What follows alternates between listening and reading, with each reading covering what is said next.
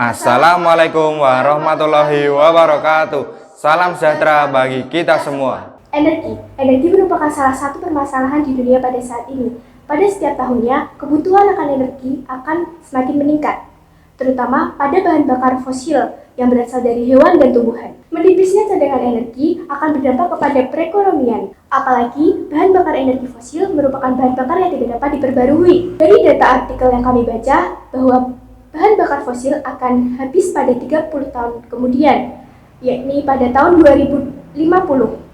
Siapkah Indonesia beralih dari bahan bakar fosil menjadi bahan bakar alternatif?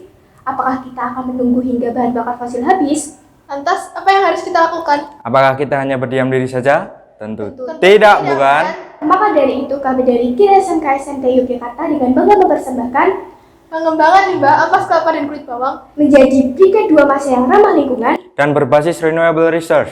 bersama saya Daniela Noviasari dengan rekan saya Ramadhan Rizani dan rekan saya Wahyu Bayu Haji Pamuka. Indonesia adalah negara agraris yang kaya akan flora dan faunanya, terutama pada pohon kelapa dan tanaman bawang.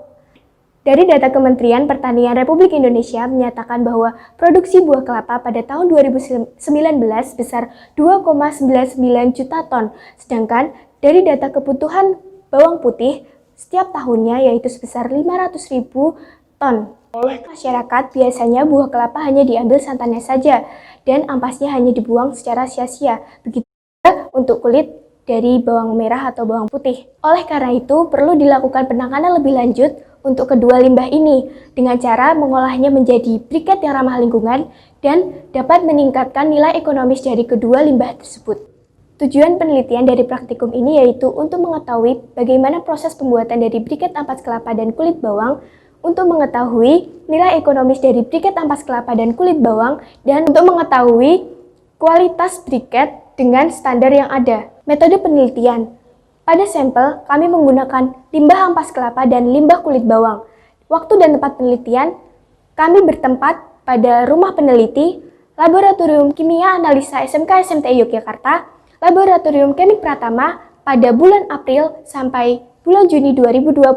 Subjek dan objek penelitian. Subjek yang kami gunakan yaitu briket ampas kelapa dan perekat kanji dengan variasi penambahan kulit bawang. Objek yang kami gunakan yaitu kadar air, kadar abu, kadar zat menguap, kadar karbon terikat, dan kadar kalor. Selanjutnya ada alat dan bahan.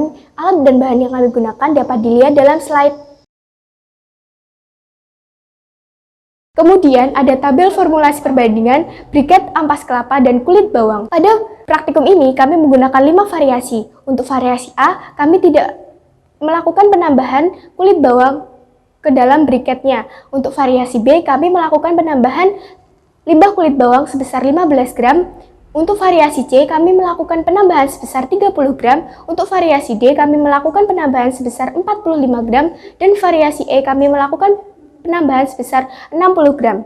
Serta bahan lain yang kami gunakan yaitu ampas kelapa sebesar 150 gram dan perekat kanji sebesar 150 gram. Terima kasih kepada rekan saya Daniela. Selanjutnya adalah proses pembuatan briket ampas kelapa dan kulit bawang. Pertama-tama, ampas kelapa dan kulit bawang dikarbonisasi terlebih dahulu. Setelah itu, hasil karbonisasi diayak dan kemudian dicampurkan dengan lem perekat sesuai variasi yang telah ditentukan. Kemudian, campuran dicetak dengan metode hidrolisis dan selanjutnya dikering anginkan. Setelah kering, briket siap untuk diuji dalam laboratorium. Macam-macam uji yang kami lakukan yaitu ada uji kadar air, uji kadar karbon terikat, uji kadar abu, uji kadar zat menguap, dan uji kadar kalor. Berikut adalah hasil dan pembahasan dari uji yang telah dilakukan. Pertama ada uji kadar air, di mana hasil terbaik dari uji kadar air tersebut terdapat pada variasi D dengan kadar 6,36%, di mana semakin rendah kadar air pada suatu briket, maka kualitas briket sendiri akan semakin baik dan memperpanjang masa simpan dari briket tersebut.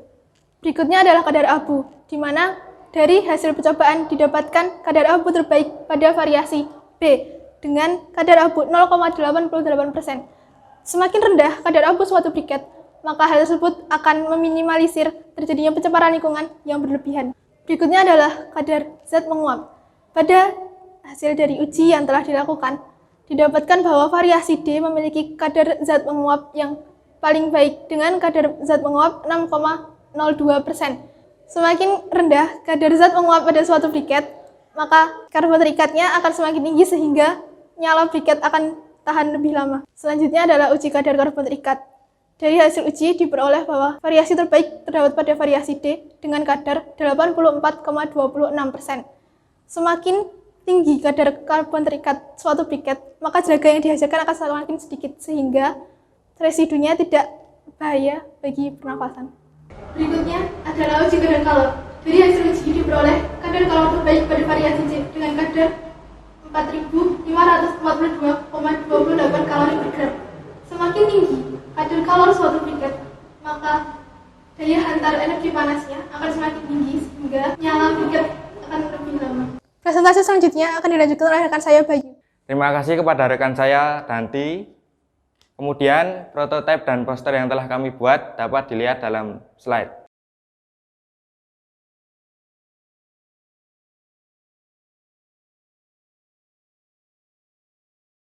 Kualitas standar briket menurut peraturan pemerintah SDM 2006 yakni kadar air sebesar kurang dari 15%, kadar abu sebesar kurang dari 10%, kadar karbon terikat sesuai dengan bahan, kadar zat menguap sesuai dengan bahan, dan kadar kalor besar yaitu 4.400 kalor per gram. Berdasarkan analisis biaya yang telah dilakukan dengan modal sebesar 10.295.000 dengan keuntungan sebesar 1.705.000 dengan persentase keuntungan 16,56%. Kemudian BEP yang didapatkan sebesar 40 kemasan per bulan dengan harga 60.000 dengan waktu pengembalian sebesar 6 bulan.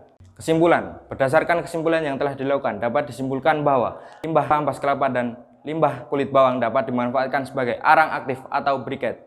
Variabel terbaik terdapat pada variabel D yang hampir memenuhi standar kualitas yang ada. Kemudian yaitu BEP yang didapatkan sebesar 40 kemasan per bulan dengan harga 60.000 dengan persentase keuntungan 16,56% dengan waktu pengembalian selama 6 bulan. Perlu dilakukan sosialisasi terhadap masyarakat luas mengenai manfaat briket limbah ampas kelapa dan limbah kulit bawang sebagai energi yang ramah lingkungan. Yang kedua yaitu perlu dilakukan pengembangan produk briket ampas kelapa dan limbah tempurung kelapa dengan bahan baku lain. Sekian presentasi dari kami, kurang lebihnya mohon maaf. Wassalamualaikum warahmatullahi wabarakatuh. Kira SMK SMT Yogyakarta, Kreativitas tanpa batas.